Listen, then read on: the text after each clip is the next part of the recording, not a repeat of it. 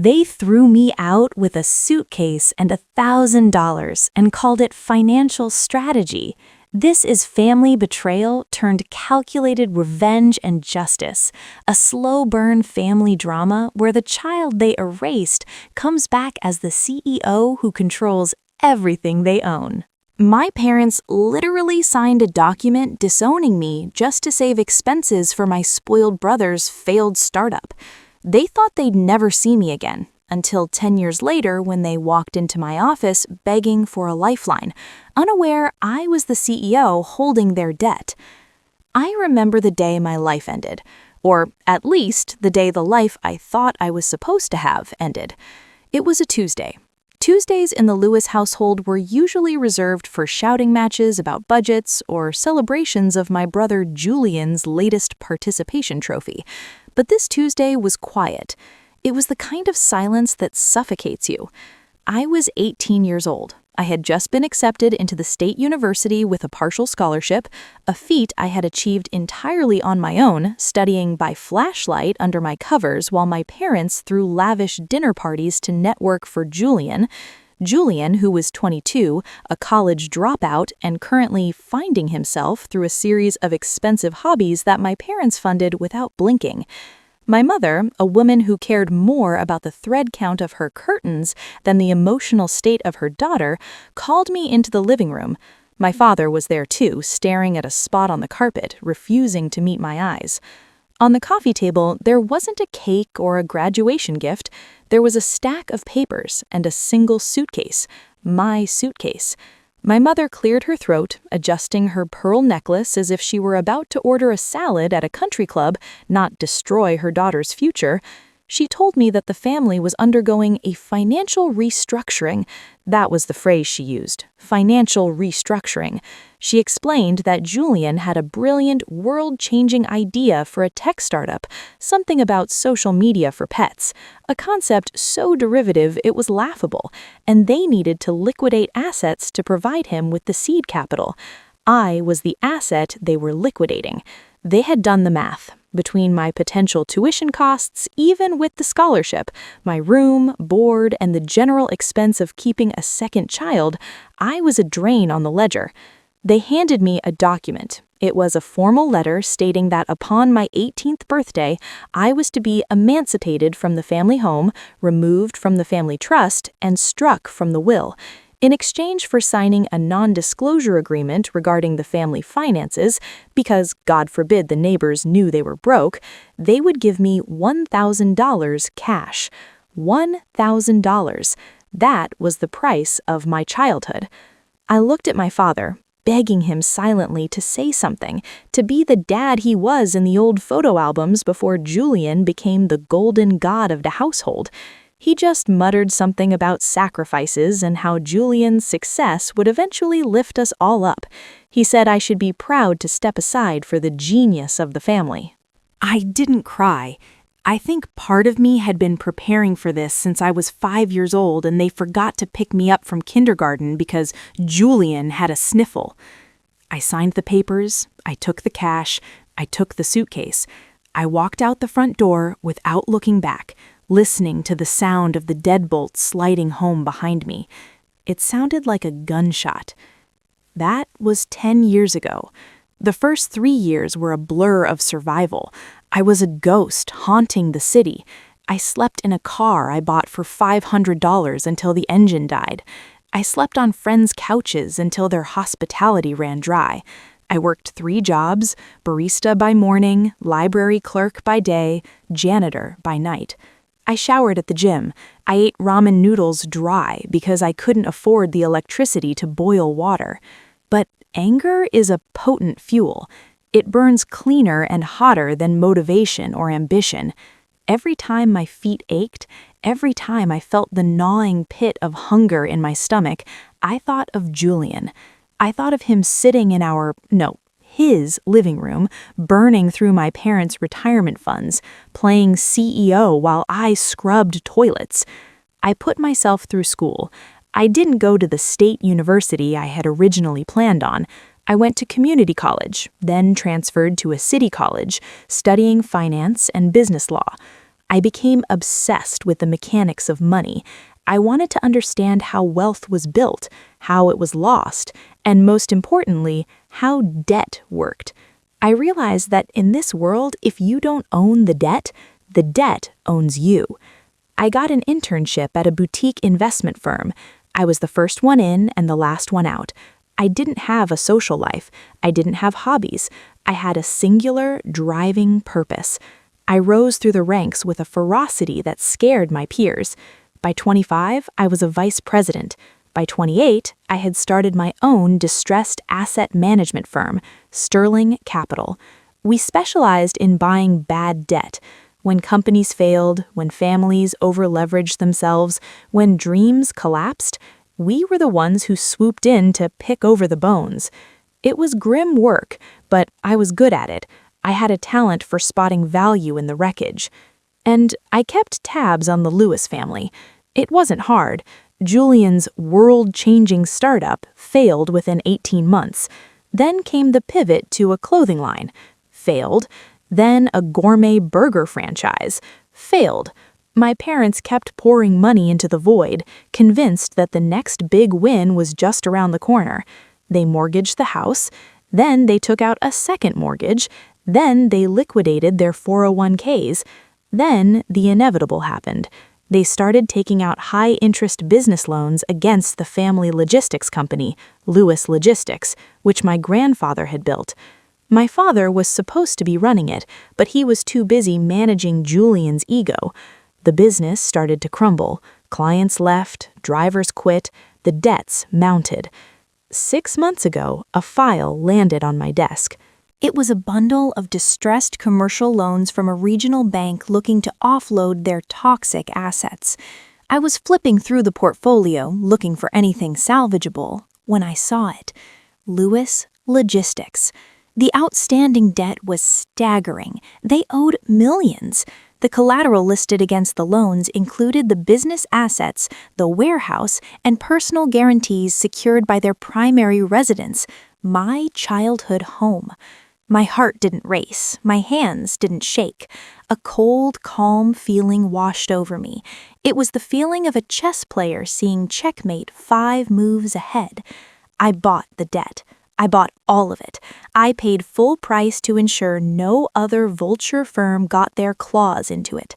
I quietly acquired the mortgages on their house from the secondary market as well. Through a maze of holding companies and legal entities, I became the sole owner of everything my parents and brother had to their names. They had no idea. To them, they were just receiving notices from a faceless entity called SC Holdings. They ignored the letters. They ignored the calls. They were operating on the delusion that if they just ignored the fire, it would stop burning. Last week, I decided it was time. I instructed my legal team to initiate foreclosure proceedings on the house and seizure of the business assets. The notices were served. That finally got their attention. My secretary buzzed me this morning. Her voice was hesitant. She told me there were 3 people in the lobby demanding to see the owner of the company. She said they were hysterical. They claimed there had been a mistake. They claimed they were prominent business owners who were being harassed. I told her to let them wait. I let them wait for 2 hours. I wanted them to sweat. I wanted them to feel the slow, agonizing tick of the clock, just like I had felt every minute of those nights sleeping in my car. I watched them on the security feed. My father looked older, gray, and defeated. My mother was pacing, checking her phone, looking around the sleek marble lobby of my building with a mix of awe and disdain. And Julian, he looked exactly the same, just softer. He was wearing a suit that was too expensive for a man with 0 income, looking bored, as if this potential bankruptcy was just another inconvenience to his schedule. Finally, I told my assistant to send them back. I sat behind my desk. It's a massive thing, carved from dark mahogany, sitting in front of floor-to-ceiling windows that overlook the skyline of the city that tried to eat me alive. I turned my high-backed leather chair around so I was facing the window. I wanted them to see the view before they saw me. I wanted them to see the empire I had built. I heard the heavy oak doors open. I heard their footsteps on the plush carpet. "Hello?" my father's voice called out, trembling slightly. Mr. Sterling? We're here to clear up this misunderstanding. I didn't turn around yet. There is no Mr. Sterling, I said, my voice calm, projecting off the glass. And there is no misunderstanding. Excuse me? My mother's voice was sharp, retaining that haughty edge she used on waiters. We have received threatening letters about our home. We demand to speak to the person in charge. We are the Lewis family. We have rights. You have debt, I corrected. You have significant, crippling, delinquent debt. You have default notices. You have liens. Now listen here, Julian piped up, stepping forward. I could hear the arrogance in his stride. My startup is about to go public. This is just a cash flow bridge. If you guys just back off for a month, I can pay this whole thing off double.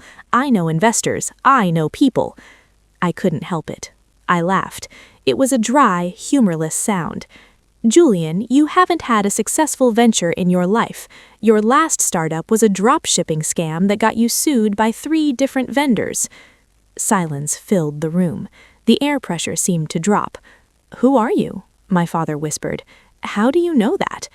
I slowly swiveled the chair around. The look on their faces was worth every second of the last 10 years. It was worth every skipped meal, every tear, every moment of loneliness. My mother gasped, her hand flying to her mouth. My father turned a shade of pale that looked dangerous. Julian just squinted, his brain struggling to process the information. Sophie? My mother breathed. Hello, Mother. Father. Julian. I didn't stand up. I didn't offer them a seat. You work here? Julian asked, looking around the office with a confused sneer. Did you get a job as an assistant or something? Look, Sophie, tell your boss we need a meeting. It's family business. I don't work here, Julian, I said, leaning forward and resting my elbows on the mahogany. I am Sterling Capital. SC Holdings is me. This building is mine. The chair I'm sitting in costs more than your car. And most importantly, I own your debt. My father stumbled forward, gripping the back of a guest chair for support. You bought our loans? I did. Every single cent. The business loans for Lewis Logistics, the first mortgage on the house, the second mortgage, the personal lines of credit. I picked up a file from my desk and dropped it with a heavy thud. I own it all, which means, legally speaking, I own you. Sophie, baby, my mother started, her voice transforming instantly into a sickly sweet tone that made my skin crawl. She took a step toward me, arms slightly open. We had no idea. Look at you. You've done so well. We always knew you had it in you. We were just tough love, you know? We knew you needed to be pushed to reach your potential. Tough love? I repeated, my voice dropping an octave. You disowned me. You made me sign a paper giving up my birthright for $1,000 so you could fund Julian's failed ideas. You threw me out on the street at 18. It was a financial strategy, my father pleaded. We were trying to save the family. And how did that work out for you? I gestured to the file. You're bankrupt. The business is dead. You're about to be homeless. Homeless? Julian scoffed. Don't be dramatic, Sophie. You're not going to kick your own family out. That's petty. Come on, sis. You made your point. You're rich. Congrats. Now wipe the debt and let's go get dinner. I actually have a pitch deck in the car I've been dying to show you. It's in the fintech space, right up your alley. I stared at him. The sheer, unadulterated audacity. He really believed that the world existed to serve him. He really believed that after 10 years of silence, he could walk in here and pitch me an idea. Julian, I said softly, you're not listening. I'm not here to save you. I'm here to collect. I pressed the intercom button. Security, please come to the executive suite. Sophie, stop this, my mother screamed, the mask slipping. After everything we did for you, we gave you life, we raised you. You raised a ghost, I snapped, my composure cracking just for a second. You raised a spare part, and when the spare part became too expensive, you threw it away. Well, guess what? The spare part is the only thing running now. 2 large security guards entered the room. Here is what is going to happen, I said, regaining my icy demeanor. The foreclosure on the house is final. You have 3 days to vacate the premises. The locks will be changed on Friday at noon. Anything left inside will be auctioned to pay down the interest on the debt. You can't do this, my father yelled, his face red. That house has been in the family for 4 generations. And it took you 1 generation to lose it, I countered. As for the business, I've already initiated the liquidation of assets.